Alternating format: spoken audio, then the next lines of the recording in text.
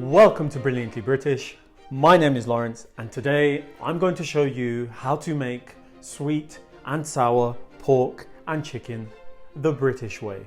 So, as I show you how, please sit back, relax with a cup of tea in hand, putting those feet of yours up to, and enjoy this episode.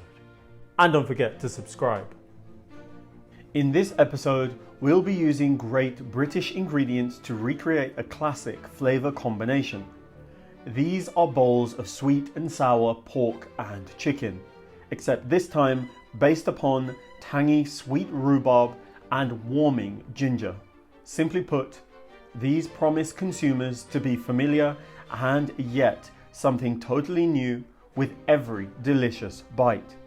And in this episode, step by step, you'll be shown how to recreate it, followed by a session of tasting at the end. So now, with the introductions made and your interest peaking, please allow me to introduce the ingredients to you. For today's Brilliantly British sweet and sour pork or sweet and sour chicken, you will need some pork, some chicken, some rhubarb, carrots, white pepper, Worcestershire sauce, brown sugar, celery, onion, cornflour, spring onion, ginger, chilli, Marmite, and garlic, followed by a little pinch or two of salt to avoid the occurrence of bland food. And that, my friends, is all, yes, all that you will need for today's episode. But before you get started, before you do anything at all, please switch on your kettle, brew yourselves a nice cup of hot tea so that you can sip on that whilst you cook.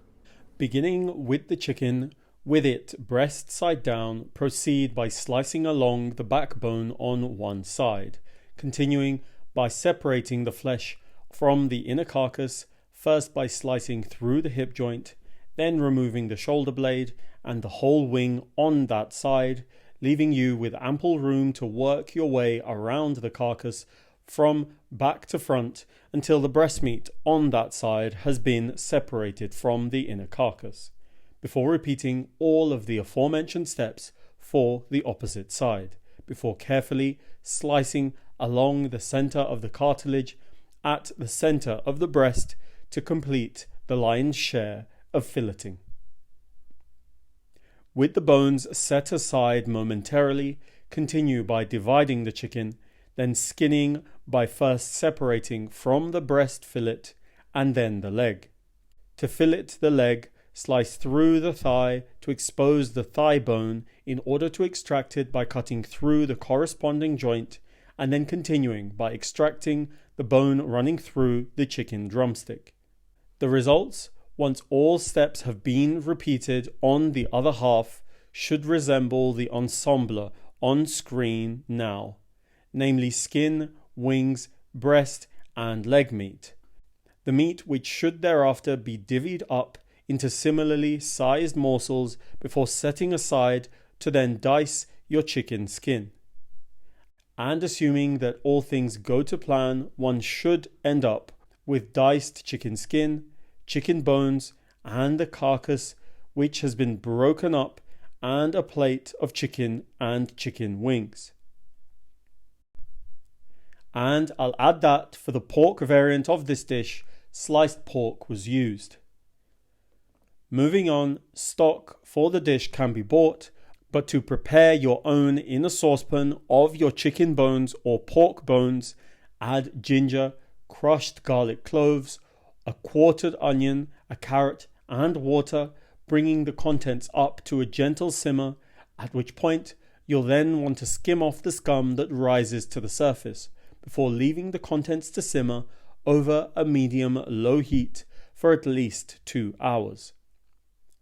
Whilst your stock simmers, take the time to marinate your meat with white pepper and salt and a splash of oil before refrigerating for at least an hour, before recalling and coating with cornflour to complete all preparatory steps for your proteins. This stage of the dish's preparation will now involve crisping the chicken skin, in a dry pan with salt, cooking the contents from cold over a medium heat under a lid until the skin bronzes and renders the majority of its fat, signaling the time for its removal as you set it aside ready for later on. But in the same pan, continue by tossing in coarsely chopped celery and onions with a pinch of salt, not forgetting of course to deglaze with Worcestershire sauce and allowing the contents to fry over a high heat. Then, with little liquid remaining, turn in fresh ginger, carrots and a portion of the all-important rhubarb before allowing the contents to simmer further for 2 to 3 minutes. Thereafter, feel free to add some heat in the form of sliced chilies before dissolving cornflour into your stock, which should be added to the contents of the pan, followed by the rest of your rhubarb with crushed garlic, which should together thicken to form this aromatic, tangy sweet rhubarb and ginger sauce, which should be enhanced and finished with a small amount of yeast extract. Perfect.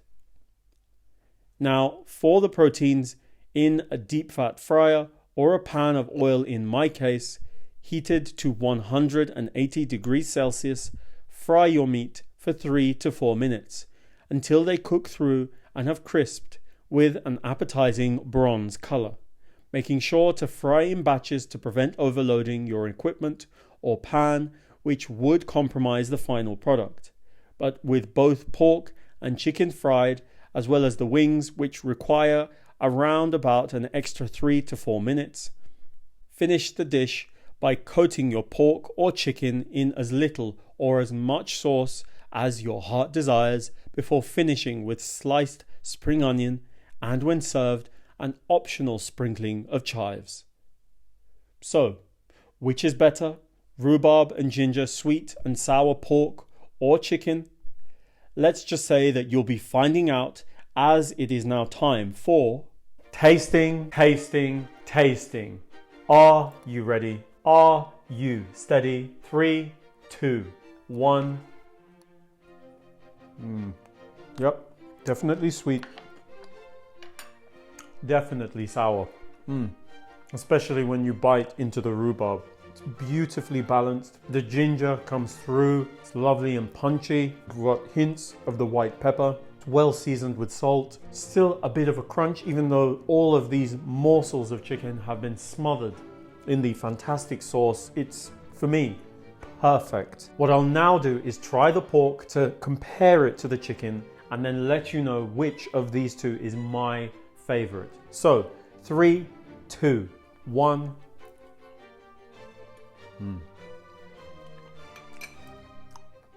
For me, it's crystal clear. The pork is my personal favorite. It's a lot more meaty, it's juicier, much more fatty and richer as well.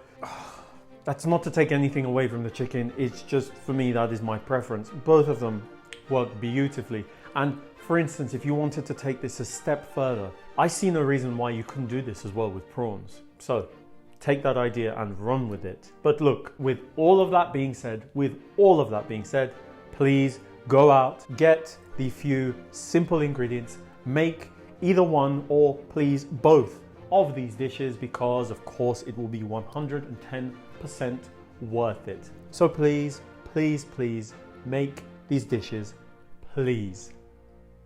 Thank you, thank you, thank you all for allowing me to show you how to make sweet and sour pork and chicken. Knowing that you loved this episode, don't forget to click on the like button, the subscribe button, and the notification button so that you don't miss any of our new releases. Tell everyone, and I mean everyone, that you know about the brilliantly British food on this channel, and follow us on all of the social media platforms that this channel is on, and I will see you